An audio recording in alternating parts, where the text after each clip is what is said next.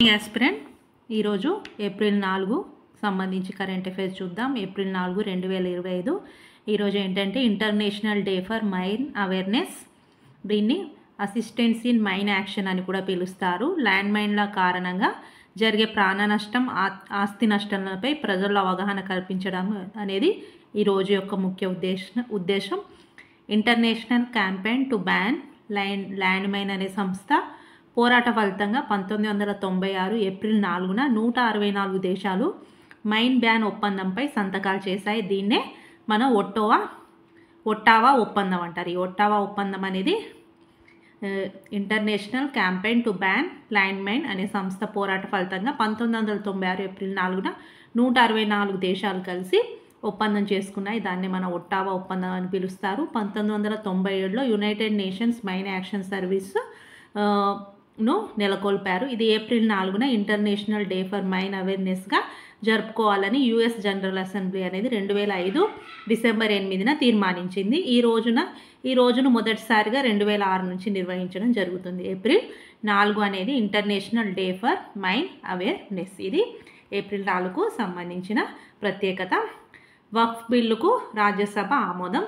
మనం నిన్నటి కరెంట్ అఫైర్స్లో వక్ఫ్ బిల్లుకు లోక్సభ అనేది ఆమోదం తెలిపింది. ఇప్పుడు రాజ్యసభ కూడా ఆమోదం తెలిపింది. దానికి అనుకూలంగా 128 ఓట్లు, వ్యతిరేకంగా 95 ఓట్లు అనేది వేయడం జరిగింది. ముస్లింలోని షియా, సున్నీలతో పాటు ఇతర వెనుకబడిన తరగతుల వారికి వక్ఫ్ సభ్యులుగా కొనసాగేలా కొత్త నిబంధన చేయడం జరిగింది. 22 మంది సభ్యులతో ఏర్పడే సెంట్రల్ వక్ఫ్ కౌన్సిల్ కూడా ఏర్పాటు చేయడం జరిగింది. అదేవిధంగా హెచ్సియులో వివాదం అనేది జరుగుతుంది కదా. హెచ్సియు భూములపై కంచ గచ్చిబౌలి భూ వివాదాన్ని పరిష్కరించేందుకు ప్రభుత్వం అనేది ముగ్గురు మంత్రులతో ఒక కమిటీ అనేది ఏర్పాటు చేయడం జరిగింది. మంత్రుల కమిటీలో ఇందులో ఉప ముఖ్యమంత్రి మరియు దుద్దిల శ్రీధర్ బాబు, పొంగులేటి శ్రీనివాసు అనేవారు సభ్యులుగా ఉంటారు. మొత్తం 400 ఎకరాల భూమిని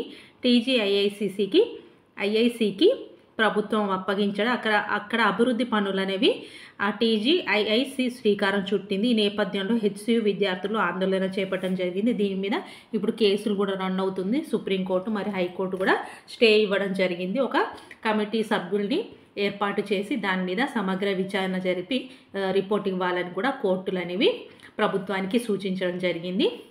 ఇది హెచ్సియుకి సంబంధించి మంత్రుల కమిటీ. కాలుష్య రహిత వాతావరణంలో జీవించడం కూడా ప్రాథమిక హక్కే అని సుప్రీంకోర్టు అనేది ఈ మధ్య ఒక తీర్పు అనేది చేయడం జరిగింది. అది అధికరణ 21 కిందికే వస్తుందని సుప్రీంకోర్టు వ్యాఖ్యానించడం జరిగింది. మాయోగ్రఫీ అనేది ఇది రొమ్ము క్యాన్సర్ యొక్క స్క్రీనింగ్ పరీక్ష అనేది, దాన్ని మాయోగ్రఫీ అంటారు. ఇది మన దేశంలో 1.3% మంది మహిళలు మాత్రమే ఈ పరీక్ష చేయించుకుంటున్నారు. 45 సంవత్సరాల ఎబో ఉన్న వాళ్ళలో 1.3% మంది మాత్రమే ఈ మాయోగ్రఫీ పరీక్షను చేసుకుంటున్నారు. ఇండియాలో అత్యధికంగా ఏ రాష్ట్రంలో అంటే కేరళ రాష్ట్రంలో 4.5% మంది, కర్ణాటకలో 2.9% మంది, నాగాలాండ్లో 0 అస్సలు పరీక్షలు అనేవి జరగట్లేదు. ఏపీలో మాత్రం 0.1% మంది చేయించుకుంటున్నారు. మాయోగ్రఫీ రొమ్ము క్యాన్సర్ స్క్రీనింగ్కి సంబంధించిన పరీక్ష. మోడీ థాయిలాండ్ పర్యటన జరుగుతుంది కదా. అక్కడ బిమ్స్టెక్ శిఖరాగ్ర సమావేశంలో మోడీ థాయిలాండ్ పర్యటన గురించి మనం చెప్పుకుంటున్నాం. నిన్న కూడా చెప్పుకున్నాం. దాని కంటిన్యూటీ ఇది.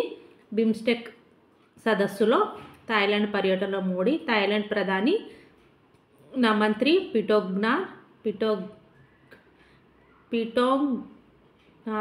షినవత్ర అనేది గుర్తుపెట్టుకుందాం తో భేటీ. అక్కడి విదేశీ వ్యవహారాల మంత్రి మన విదేశీ వ్యవహారాల మంత్రి జయశంకర్, జాతీయ భద్రతా సలహాదారుడైన అజిత్ డోబాల్ కూడా ఈ సమావేశంలో పాల్గొనడం జరిగింది థాయిలాండ్ పర్యటనకు సంబంధించి. అదేవిధంగా సూక్ష్మ, చిన్న, మధ్య తరహా పరిశ్రమలు, చేనేత, హస్తకళ రంగాల్లో సహకారానికి సంబంధించి ఇరు దేశాలు కూడా ఒప్పందం చేసుకోవడం జరిగింది. అదేవిధంగా మోడీ థాయిలాండ్ పర్యటనలో భాగంగా అక్కడ రామాయణ కుడ్య చిత్రాల ఆధారంగా ప్రత్యేక పోస్టల్ స్టాంపును విడుదల చేయడం జరిగింది. మోడీకి త్రిపీఠ బుద్ధుని బోధనలు షినవత్ర బహుమతిగా ఇవ్వడం జరిగింది. ఇది థాయిలాండ్ పర్యటనకు సంబంధించి మనం డైలీ న్యూస్ చూస్తున్నాం కాబట్టి కంటిన్యూటీ అనేది ఉంటుంది. తర్వాత ఏసీసీ అధ్యక్షుడిగా Naqvi, Bharat cricket board chairman అయిన Pakistan cricket board chairman PCB మొహనిన్ ఖాన్ ఆసియా క్రికెట్ కౌన్సిల్కు అధ్యక్షుడిగా ఎన్నికయ్యాడు. ఆసియా క్రికెట్ కౌన్సిల్కి ఎంపికైన వారు ఎవరు అంటే పాకిస్తాన్ క్రికెట్ బోర్డు చైర్మన్ అయిన మొహసిన్ ఖాన్. ఇతను 2020 వరకు కొనసాగనున్నాడు. శ్రీలంకకు చెందిన సమ్మి శిల్వా స్థానంలో ఇతను ఎంపిక కావడం జరిగింది. కచ్చతీవును తిరుగు తీసుకోవాలని తమిళనాడుకు చెందిన వాళ్ళు ధర్నా చేస్తున్నారు. ఈ కచ్చతీవు దీవును శ్రీలంకకు దారాదత్తం చేయడం జరిగింది. 1974-76లో భారత్ శ్రీలంకల మధ్య కుదిరిన ఒప్పందంలో భాగంగా కచ్చతీవును శ్రీలంకకు అప్పగించడం జరిగింది మన కేంద్ర ప్రభుత్వం.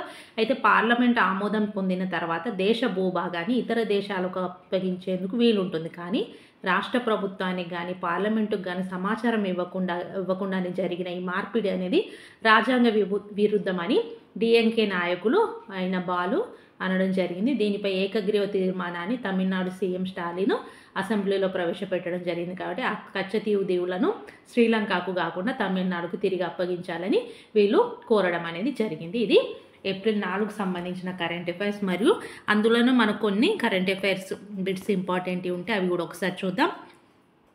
ప్రపంచవ్యాప్తంగా రక్షణ రంగంపై ఎక్కువ నిధులను వెచ్చిస్తున్న దేశాల్లో గ్లోబల్ ఫైర్ పవర్ ఇండెక్స్ అంటారు 2025 రిపోర్ట్ అనేది విడుదలైంది. అంటే రక్షణ రంగంలో ఏ దేశాలు అనేవి తమ బడ్జెట్లో ఎక్కువ కేటాయింపులు కేటాయిస్తున్నాయి అంటే అందులో ఫస్ట్ ప్లేస్లో అమెరికా అనేది ఉంటుంది. సెకండ్ ప్లేస్లో మన ఇండియా అనేది 4th ప్లేస్లో ఉంది. మొత్తం 145 దేశాలతో ఈ జాబితా అనేది విడుదల చేస్తే అమెరికా $895 బిలియన్ ఫస్ట్ ప్లేస్లో ఉంటే ఇండియా అనేది $75 బిలియన్ 4th ప్లేస్లో ఉంది. ఇట్లా ఒక టాప్ 10 దేశాలు అనేది ఇవ్వడం జరిగింది. ఏ దేశాలు వాళ్ళ బడ్జెట్లో రక్షణ బడ్జెట్లో ఎంత కేటాయిస్తున్నారు బిలియన్ డాలర్స్లో అంటే అమెరికా అనేది $895 billion. Next China, Russia, India, South Arabia, Britain, Japan, Australia, France, Ukraine. మొత్తం ఈ టాప్ 10 దేశాలు రక్షణ రంగంలో కేటాయిస్తున్న బడ్జెట్. ఇండియా అనేది 4th ప్లేస్లో. అదేవిధంగా 2025 ఫిబ్రవరి 15 వరకు భారత్ మాల్దీవుల సంయుక్త సైనిక విన్యాసాల యొక్క 13వ ఎడిషన్ను ఎక్కువేరిని పేరిట నిర్వహించారు. మాల్దీవుల్లోని మాఫిలాపుషిలోని మాల్దీవ్ జాతీయ రక్షణ దళాల అధికారిక శిక్షణ కేంద్రంలో ఈ విన్యాసాలు అనేవి జరిగినాయి. ఈ ఎక్కువేరిన్ పేరిట విన్యాసాలు అనేవి ఏ 2 దేశాల మధ్య జరిగాయని మనకి ఇస్తే భారత్ మాల్దీవులు అనేది మనం గుర్తుపెట్టుకోవాలి. అదేవిధంగా ఆఫ్రికా ఖండంలో ఆంకోసెర్సియాసిస్ దీన్ని రివర్ బ్లైండ్నెస్ అంటారు. దీన్ని నిర్మూలించిన మొదటి దేశంగా ఇటీవల వార్తల్లో నిలిచిన దేశం ఏది అంటే నైజర్. ఆఫ్రికా ఖండంలోనే ఆంకోసెర్సియాసిస్ రివర్ బ్లైండ్నెస్ అంటారు. ఈ వ్యాధిలోనే ప్రపంచంలోనే ఈ వ్యాధిని నిర్మూలించిన 5వ దేశంగా నైజర్ ఉంటే ఫస్ట్ దేశం కొలంబియా, రెండోది ఈక్వెడార్, మూడోది గ్వాటెమాలా, 4వది మెక్సికో, 5వది నైజర్. ఇటీవల వార్తల్లో నిలిచిన దేశం ఏది అంటే నైజర్ అనేది మనం గుర్తుపెట్టుకోవాలి. ఇది ఏప్రిల్ 4కు సంబంధించిన కొన్ని ఇంపార్టెంట్ కరెంట్ అఫైర్స్ బిట్స్. ఇంకా కొన్ని 3 మిగిలిపోయాయి. భారత్లో తొలి ఆర్టిఫిషియల్ ఇంటెలిజెన్స్ విశ్వవిద్యాలయం ఏర్పాటు చేసిన రాష్ట్రం ఏది అంటే మహారాష్ట్ర. భారత్లో మొదటి తెల్ల పులుల పెంపకం కేంద్రాన్ని మధ్యప్రదేశ్ రాష్ట్రంలోని రేవా జిల్లాలో ఏర్పాటు చేయాలని సెంట్రల్ జూ అథారిటీ అనేది నిర్ణయించింది. మొదటి తెల్ల పులుల పెంపకం కేంద్రం ఎక్కడ అంటే మధ్యప్రదేశ్లో. Federal bureau of investigation FBI 9వ డైరెక్టర్గా నియమితులైన భారత సంతతి వ్యక్తి ఎవరు అంటే కష్ పటేల్. ఇవి ఇప్పటి వరకు ఏప్రిల్ 4 వరకు ఉన్న కరెంట్ అఫైర్స్ బిట్స్.